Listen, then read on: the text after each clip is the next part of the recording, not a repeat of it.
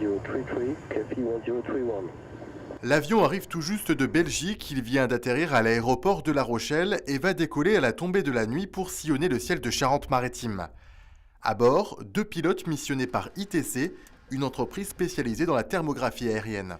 Ça veut dire qu'on va survoler une ville de nuit, de préférence, à basse altitude, c'est-à-dire 2000 pieds, environ 600 mètres, afin de détecter, grâce à une caméra spéciale, les émissions de chaleur issues émanant des bâtiments et des habitations. Il ne faut pas qu'il y ait de précipitations dans les 36 heures précédant l'acquisition. Il faut qu'il y ait une température au sol inférieure ou égale à 5 degrés Celsius et pas trop de vent, effectivement. Voilà. Parce que tous ces paramètres, après, vont brouiller les données, en quelque sorte. Les conditions sont réunies, l'avion va donc survoler 3 communes, Courson, Montendre et Jonzac, qui se sont portées volontaires avec le soutien du Conseil général pour avoir une carte thermique. 100 000 € de budget pour acquérir ces précieuses données, mission, information. Ce jour-là, les pilotes s'apprêtent à survoler Courson grâce à un Big Brother de la chaleur, cet objectif situé sous l'avion. Il est recouvert de platine et dans l'appareil, on trouve le sommet de l'iceberg.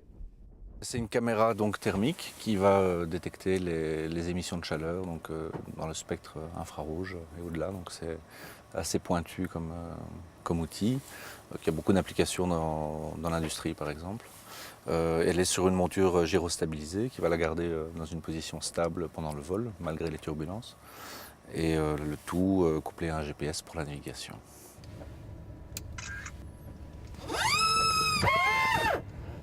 Voilà, la bête est vivante. Donc c'est vraiment un peu comme un agriculteur dans son champ. On va faire des sillons dans le ciel, au-dessus de la ville, en essayant de faire ça le plus rapidement possible et le plus économiquement possible. Donc on a une quinzaine de lignes orientées est-ouest. Donc moi je dois sélectionner avec mon curseur une ligne pour le pilote, qui ensuite a toutes les informations nécessaires qui sont répétées devant pour intercepter la ligne et la suivre afin de faire l'acquisition. Voilà Courson, avec les lignes que je peux sélectionner dans un sens ou dans l'autre. Là. Alors ça, ce sont les rayons de virage. On détermine l'angle de virage et la vitesse de l'avion. Donc ça va faire un plus ou moins grand cercle. Au final, voici un exemple de carte thermique, une photo aérienne de Grenoble. À gauche, une vue classique d'un quartier, à droite, la même mais sous l'angle thermique. Avec un résultat net, le bâtiment coloré en rouge perd énormément de chaleur, une information bien utile pour le propriétaire. L'énergie devrait les convaincre, espère-t-on.